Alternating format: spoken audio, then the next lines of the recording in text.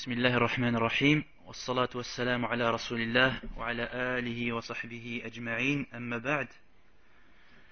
Donc la semaine passée nous avons parlé du hadith numéro 3 qui est un hadith facile mais important. Et aujourd'hui, Inch'Allah Ta'ala, nous allons parler du hadith numéro 4 qui est aussi très important et qui a un rôle important en ce qui concerne la croyance de Ahl Sunnah et la divergence qu'ils ont avec les autres qui font partie des gens de l'innovation.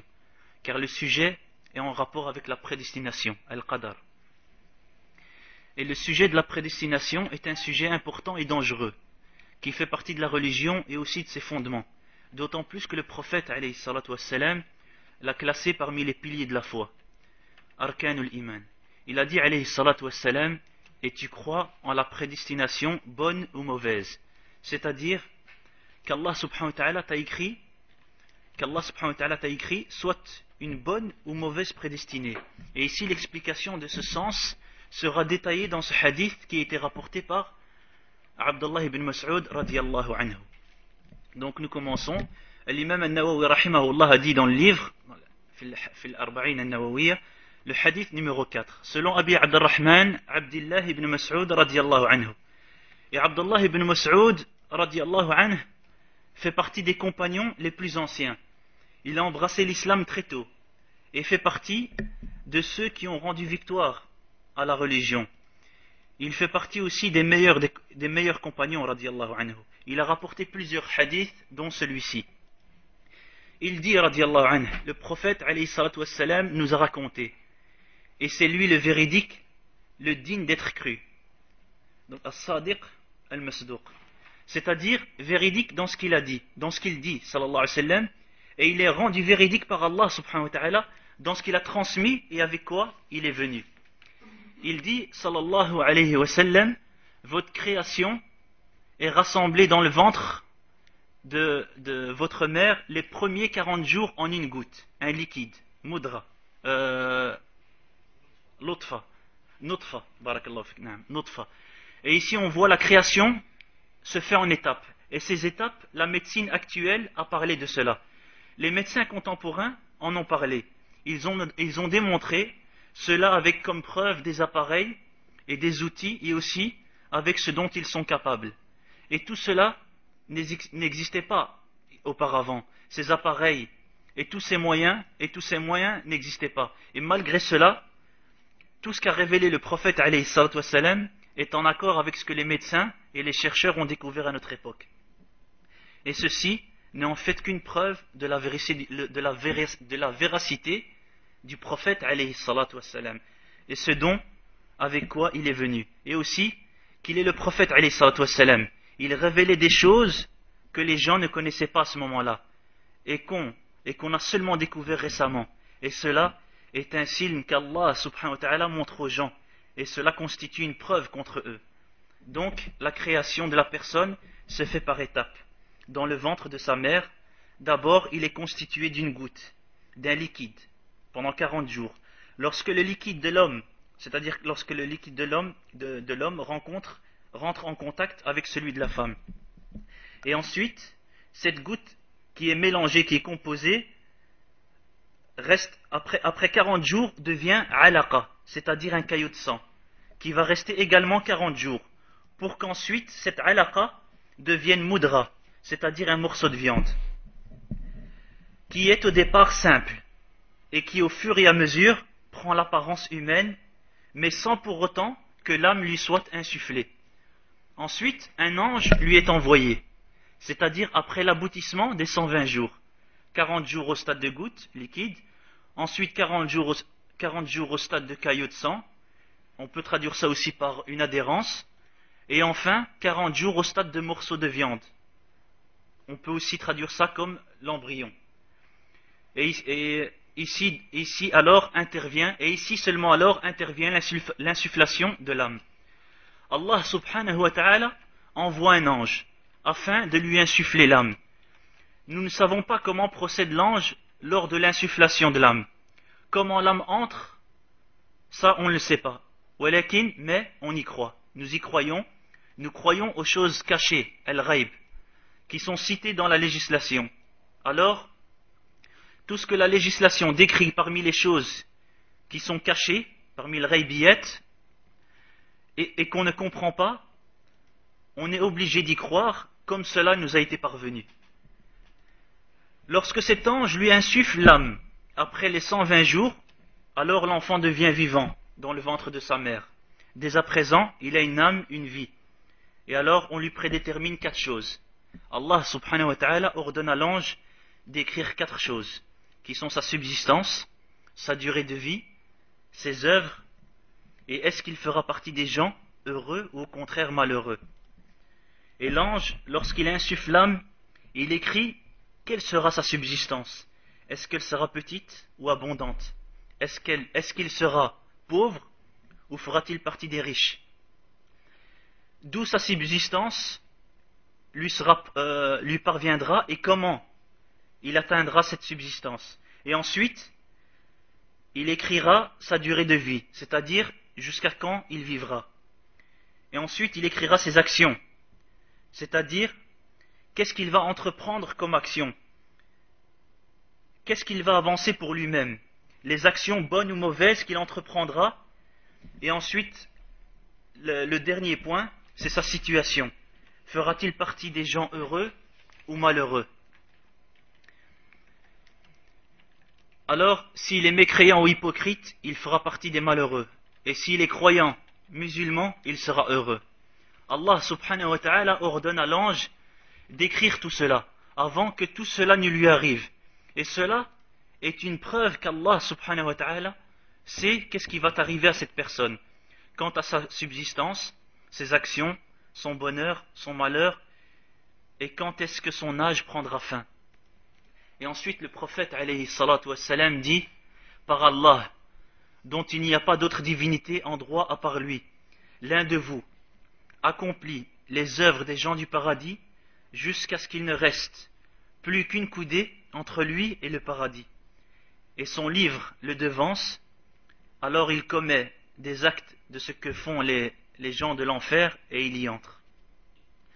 Et Cheikh Hafidahullah dit, et avant cela, avant de détailler ce point-là, il faut ajouter que le fait qu'Allah subhanahu wa ta'ala sache qu'est-ce qui va se passer et les œuvres de ses créatures, cela ne veut pas dire pour autant que le serviteur doit se reposer sur ce qui lui a été écrit comme subsistance, comme action. Car en vérité, il ne sait pas ce qui lui a été prédestiné. Il est obligatoire pour lui de prendre les causes nécessaires et de ne pas se reposer sur ce qui lui a été écrit. Le fait qu'il soit écrit parmi les gens du bonheur ne justifie pas qu'il doit délaisser les bonnes actions. Et le fait aussi qu'il soit écrit parmi les gens malheureux également ne justifie pas le fait de délaisser les bonnes actions. Et le fait qu'il délaisse les causes qui mènent à sa subsistance avec comme justification qu'Allah a déjà tout écrit, cela n'est pas une justification juste et valable, car il ne sait pas qu'est-ce qui lui a été écrit. Et est-ce que sa subsistance sera abondante ou pas? Il ne le sait pas. Alors comme Allah subhanahu wa ta'ala est au courant, comme Allah subhanahu wa ta'ala est au courant de notre situation et que nous ne le sommes pas, il nous reste qu'à entreprendre les causes et de produire les efforts nécessaires dans tout ce qui nous est profitable pour notre vie d'ici-bas et dans l'au-delà. Et tout ce qui peut nous nuire dans cette vie ici-bas et dans l'au-delà, alors on le délaisse. Et Allah subhanahu wa ta'ala, il faut savoir aussi qu'Allah subhanahu wa ta'ala a rendu des causes pour chaque chose. La guidance a ses causes, la bonne subsistance a ses causes, la joie, le bonheur a ses causes, le malheur a ses causes, et celui qui entreprend les causes correctes, c'est-à-dire al-asbab, sera dans un bien et échappera du mal. Et celui qui entreprend les mauvaises causes, alors il sera malheureux. Et donc, pour revenir à ce qu'on a dit, à ce qu'on a cité auparavant, le prophète alayhi salatu wassalam jure. Et le fait que le prophète alayhi salatu wassalam jure, cela démontre l'importance de la chose sur laquelle il a juré. Et le prophète sallallahu alayhi wa sallam dit qu'une personne accomplit des actions des gens du paradis jusqu'à ce qu'il n'y ait plus entre lui et elle qu'une coudée. C'est-à-dire qu'il fera partie des gens du paradis, car il œuvre les œuvres des gens du paradis. Alors son livre le devance. c'est-à-dire qu'il lui a été prédestiné que ses actions seront conclues par des actions des gens de l'enfer. Alors, il devient mécréant ou rentre dans une innovation, ou bien encore il est atteint par une perversité à la fin de sa vie. Et cela parce qu'il a pris les mauvaises causes. Et Allah subhanahu wa ta'ala lui a écrit qu'il va s'égarer après cela. Car Allah subhanahu wa ta'ala sait que cette personne, même si elle accomplit des bonnes actions, qu'à la fin de sa vie, il se dirigerait vers les mauvaises actions. Que ce soit la mécréance, l'hypocrisie, l'apostat, ou bien encore l'innovation ou la perversité. Et il se peut aussi qu'il ait accompli des bonnes actions par rapport à ce qui est visible auprès des gens, comme cela est rapporté dans certaines versions. En fait, il œuvre par ostentation, riya'an, et non pas par conviction. Alors à la fin de sa vie, la vérité se dévoile et apparaît. Et la vérité donc apparaît à son sujet, et on s'aperçoit de sa mécréance, ou de son hypocrisie, ou de sa perversité. Et il meurt sur cela, qu'Allah nous préserve. Et dans tous les cas, le serviteur doit accomplir les bonnes actions et invoquer Allah subhanahu wa ta'ala qui lui clôture sa vie sur des bonnes actions.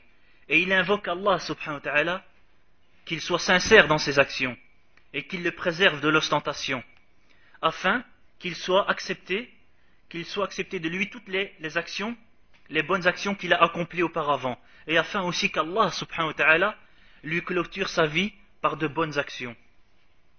Et la personne rentre en enfer, qu'Allah nous préserve, s'il a entrepris les mauvaises causes qui mènent à la mécréance. Et il y restera éternellement. Il ne rentrera pas au paradis. Et si la personne meurt sur une perversité, alors, si Allah subhanahu wa ta'ala veut le châtier en enfer, il le fera, mais il n'y restera pas éternellement. Il rentrera au paradis car il n'est pas mécréant. Le musulman, même s'il est châtié en enfer, celui dont Allah subhanahu wa ta'ala veut le châtier à cause de ses actions, mais il ne sera pas voué éternellement en enfer. Et ensuite le prophète alayhi salatu wassalam de continuer et de dire: et l'un de vous accomplit des actions des gens de l'enfer, jusqu'à ce qu'il n'y ait entre lui et elle qu'une coudée. Alors son livre le devance, il accomplit des actions des gens du paradis et il y entre. Cela est une générosité d'Allah subhanahu wa ta'ala envers ce serviteur. Cette personne œuvrait dans les péchés, et à la fin de sa vie, Allah subhanahu wa ta'ala a voulu qu'il se repente, et il a écrit pour lui le repentir. Alors cette personne regrette tout ce qu'il a fait, il devient musulman, ou bien devient sincère dans ses intentions, ou bien encore délaisse les innovations ou la perversité. Et il entre au paradis et il devient parmi les gens du paradis. Qu'Allah nous fait partie des gens du paradis. Donc la personne n'est jamais sereine. La tatma'in, elle n'est jamais sereine. Et n'est jamais sûre de sa personne. Et en même temps, il ne désespère pas en sa personne, en la générosité et la miséricorde d'Allah subhanahu wa ta'ala. Alors il œuvre et se dirige toujours vers le repentir, les bonnes actions et la sincérité envers Allah subhanahu wa ta'ala. Et même s'il est provenu de sa part du mal et des mauvaises actions, alors qu'il ne désespère pas et qu'il sache que s'il se repent, la mauvaise action sera effacée et il se peut qu'il meure sur le repentir, alors il lui sera écrit la mauvaise action, il ne lui sera pas écrit la mauvaise action, mais plutôt une bonne action qui est celle de son repentir de cette mauvaise action. Et en conclusion, les actions prévalent par leur fin, c'est-à-dire comment vont être nos actions finales. Al-a'mal bil khawatim. Et aussi que la personne ne sait pas ce qui lui a été prédestiné. Alors il invoque Allah subhanahu wa ta'ala, qui lui accorde et lui facilite les bonnes actions, et qu'il le fasse mourir sur des bonnes actions, et qu'il lui accorde la sincérité dans les bonnes actions. Et ensuite, il termine par dire, c'est-à-dire l'imam al-Nawawi rahimahullah, que ce hadith a été rapporté par Al-Bukhari wa Muslim. Donc ici vient le terme de l'explication de ce hadith. Wallahu a'lam. Wa sallallahu ala nabiyyina Muhammad wa ala alihi wa sahbihi ajma'in. Walhamdulillahi rabbil alamin. Wa barakallahu fikum.